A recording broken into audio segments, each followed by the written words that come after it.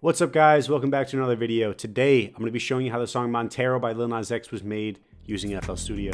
And now let's get right into it.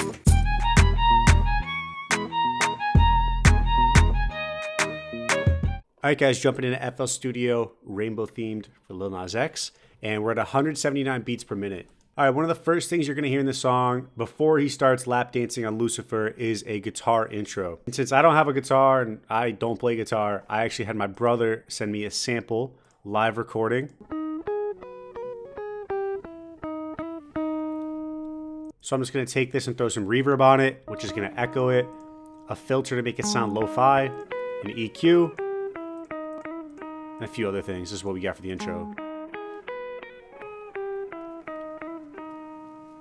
And that little solo is going to lead us into this contact picked acoustic guitar that's playing some chords. The chords are right here. This is with no effects on them.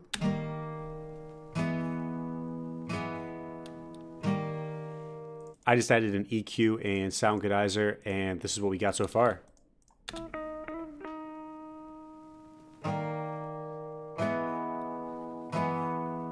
Alright guys, so not a lot going on in the intro. Let's get into the verse where things actually start to pop off. First thing we got is a sub bass. I'm using this sub F tuned to F. And it's just going to be playing this pattern here.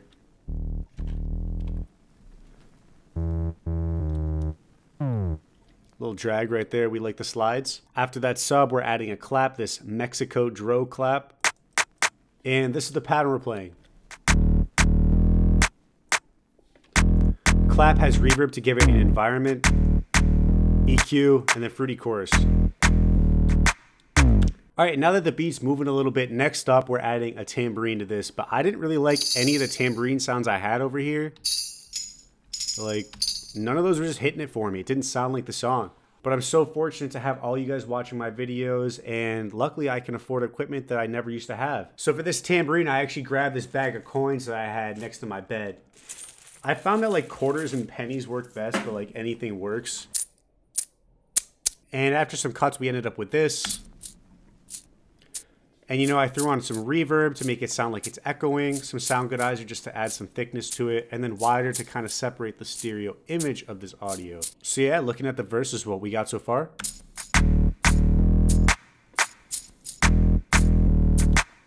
And there's a different guitar pattern that is playing during the verse, so I had my brother record another guitar sample for me, except he doesn't have a mic, so he recorded it on his iPhone, and this is what it sounds like.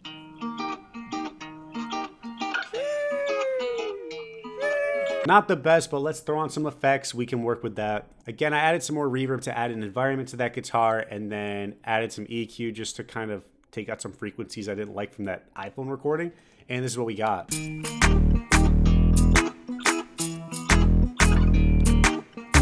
And the end of the first verse is going to bring us back into those acoustic chords that you heard at the beginning of the song. The only difference this time is there's a little solo that actually happens while these chords are playing. Here's the actual instrumental. And if you guys heard that, it almost sounds like a banjo solo, right? But the producers of the song, Take a Day Trip, who made Panini, Omer Fedi, Roy Lenzo, they are more likely to have a ukulele in the studio. So I combined this contact ukulele with a contact banjo, and this is what we ended up with.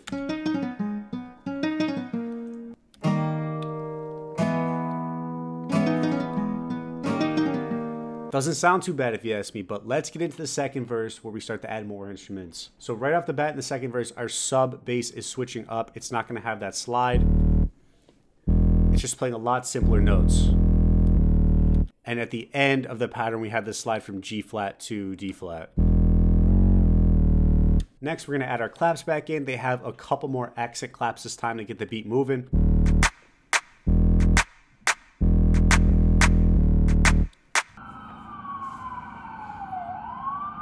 After the claps and the sub, that guitar sample my brother gave me before is playing the same notes, minus one accent note, and it's going to be pitched down an octave. Next up, we're adding a kick, which is actually this Cajun bass that I think is played on like a box, not an actual kick drum. And this is just playing the downbeat. And we're going to take this kick right here and give it sausage on a weekday. This is what we got for the second verse so far.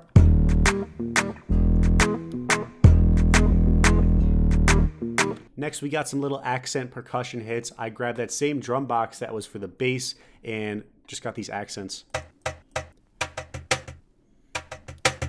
And again, I'm just taking these, EQing out some of the lows to make room in our mix, and then throwing on a reverb to give it an environment. Again, these sound like they're playing very close in your headphones, so the room here is pretty small. Not a lot of high cut. Oops. And then wider, just because I like to throw it on everything, and it makes everything sound cooler.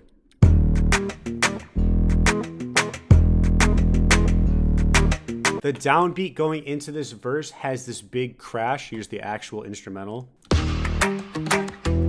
And I used to play drum set. To me, that sounded like a China cymbal. And a China cymbal is like an inverted cymbal if you've never seen it before. But nobody has those in their drum packs. Like, I don't know where I was going to find it. So I may or may not have stolen the China cymbal sound from Big Z's 2014 music video. And since that video was recorded on a Potato 7 years ago, I just added a ton of attack to the transient here. Sausage to make it thicker, an EQ, and then wider. This is what we got. Here's the first half of verse number 2 completed.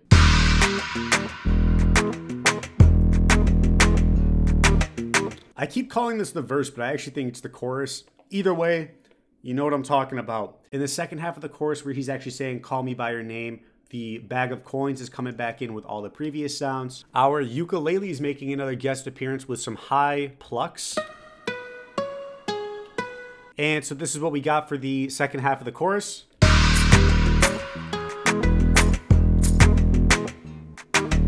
And you can hear the ukulele is literally mimicking him saying, "Call me by your name," the same notes. The last thing that the second half of the chorus has is this really Egyptian sounding either horn or guitar strum.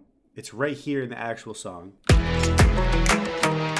So I'm not exactly sure what instrument that is, but it sounds almost Middle Eastern Mario Desert level influence to me. So I downloaded this Contact library, Contact Middle East. And so downloading this library basically gave my computer a stroke, but it was totally worth it because I got this awesome horn that sounds nothing like the song.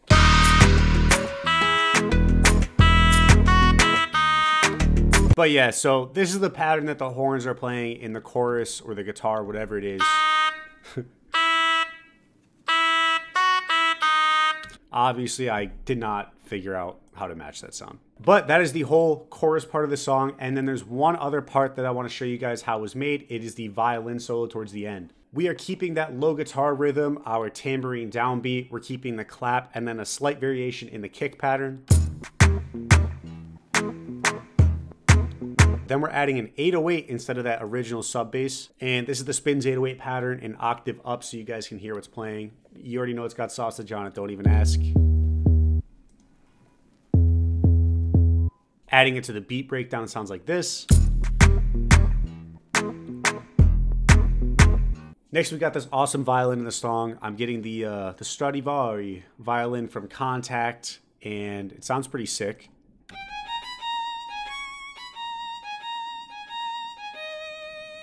What I did to make this sound more natural is I switched up the velocities of those notes, so you can see at the bottom here.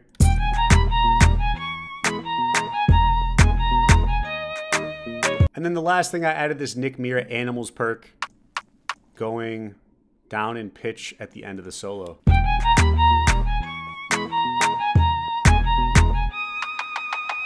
So guys, that is the whole song. That is the making of the beat behind Lil Nas X's Montero, Call Me By Your Name. Don't forget to like this video, subscribe if you thought it was accurate or entertaining, and I'll see you guys next time.